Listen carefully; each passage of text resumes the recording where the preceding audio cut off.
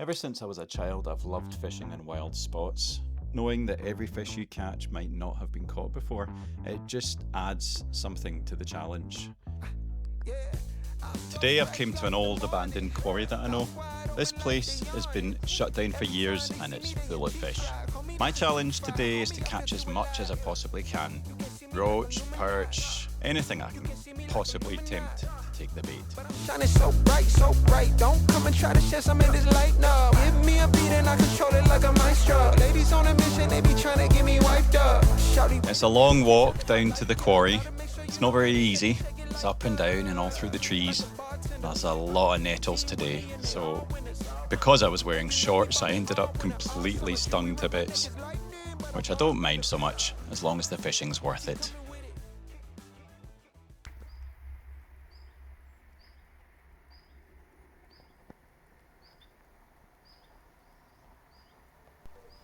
As usual, I've got the place to myself today. Can't wait to get set up. I've came to this quarry and it's actually really interesting. It was quite a long walk to get in here. There's nobody here. There's a little bit of litter, so there are signs that people come here. But it's not busy, there's nobody here. It's really deep though. You can see the edges just drop away. It's quite amazing. I figured a place like this, you'd maybe catch perch. And there might be roach and I don't know what else there might be. I've got the float gear. Places like this are amazing. The cliffs are so steep around the edges. Must have been quite a construction back when it was first dug. But it's cool to be here. And you're not far from people, there's houses nearby. Yeah, I'm looking forward to this. The plan is simple. I'm going to fish a float rod with a bait quite close to the surface, and I'm going to fish a feeder rod with a bait down near the bottom. I find that's a great way to, make sure you try and pick off fish no matter where they are in the water. So, only one thing for it is to get some bait out.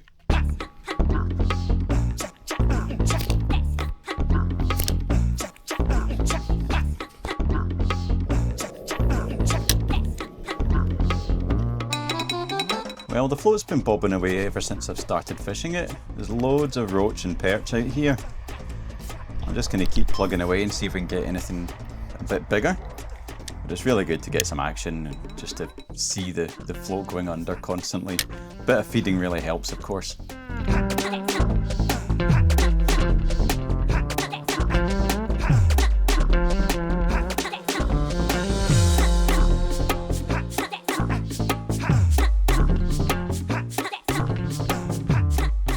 I might put a feeder rod out so I'm fishing on the bottom and see what's down below. Maybe the big fish are at the bottom. I've had some perch and some roach so far. Something at the bait. I'm only fishing very close in. The fish are all really close. There we go. Yep, got one. Ah, it's a little perch. I don't know why this quarry was dug. It's very deep though, and the hillside is very steep. I feel like I'm sitting in an amphitheatre here. High hills all around me and behind.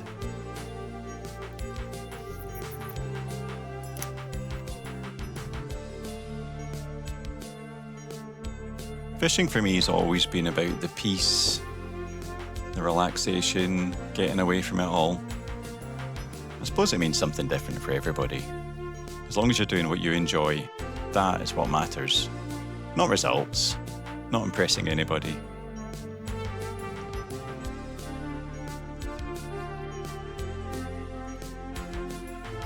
When I come to a wild place like this, it's an excuse to just sit beside the water for hours with a rod in their hand and just listen to the birds, see the life, and try and catch some fish.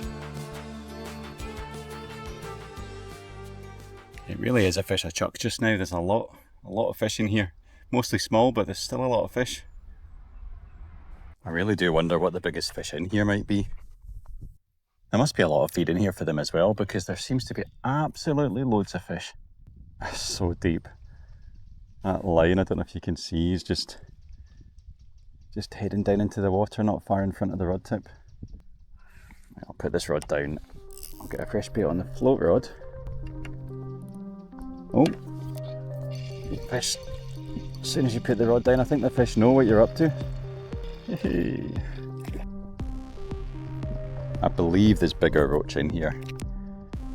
So I'm going to hopefully try and sneak one later. Does anyone know what that bird is? I used to have the Merlin app, but I don't have it at the minute. Every good fishing trip involves a little bit of exploring as far as I'm concerned. With the fishing being so busy, but all the fish being small, I've decided to go for a walk around. Just see what I can see, trying some other parts of the quarry. This bank here is full of reeds, and the water seems to drop away to 5 or 6 foot just beyond the reeds. So I've started putting some baits down there, and it's been pretty good. And there's been bites straight away.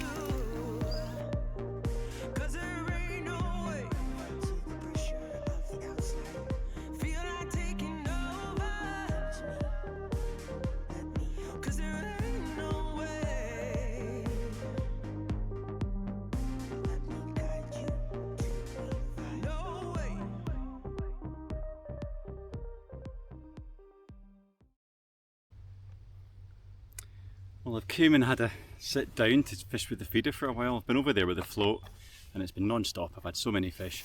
Most of them are perch about this size, but I need a drink. It's a warm day. It's just roasting. You're in here in this sort of bowl.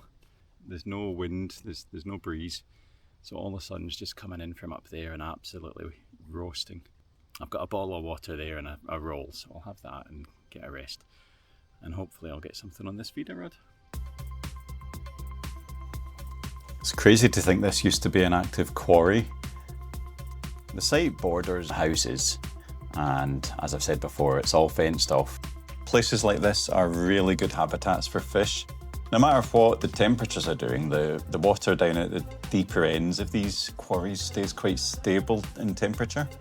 So it seems to do the fish good.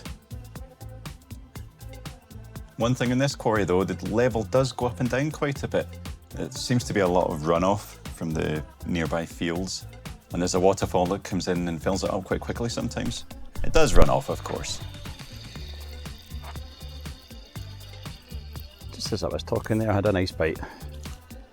And we have a roach. Not huge, but that's nice enough. That's a nice fish. Check the fins. This fish is absolutely immaculate. I doubt it's ever been caught before. Look how clean that is. It's not a scale out of place, it looks perfect. What a fish.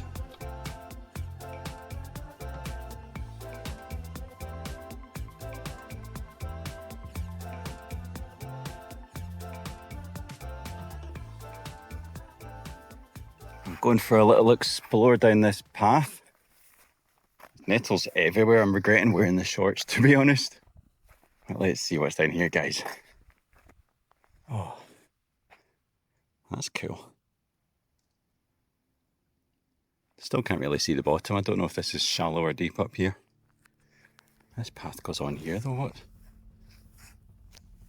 What's down here? Let's have a look anyway.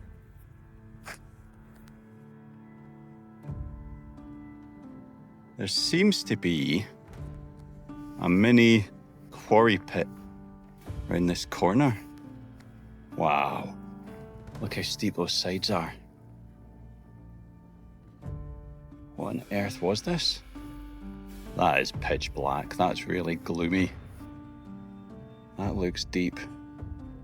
You don't want to fall in here. Look at this, look at the height of the cliffs around. It's like something out of Borneo.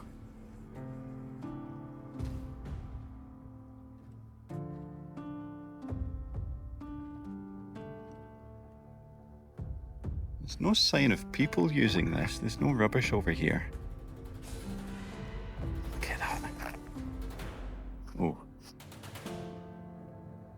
mean, beyond about 12 inches out from the edge there, it's just black, inky black. That looks deep. Well, I don't think I'll be staying here much longer. I'm absolutely sweating. Stupidly only brought one bottle of water, so I'm only going to give it another half hour. I'll have to go and get some more water.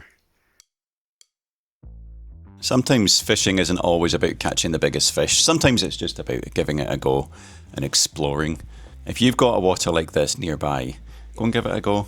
And if you do fish one regularly, why not drop me a comment and let me know. This is the second part of my Wild Quarry adventure series, and the next part is going to be an absolute belter, so don't miss it. If you've got any suggestions for waters that you'd like to see me cover in this series, just leave me a comment. Time for the long walk back to the car now, picking up loads of litter as I go. There's no need for this, guys. As always, thanks a lot for watching. I'm really enjoying making these videos, and the fact that I can share my fishing trips with you just makes it really worthwhile. But I'm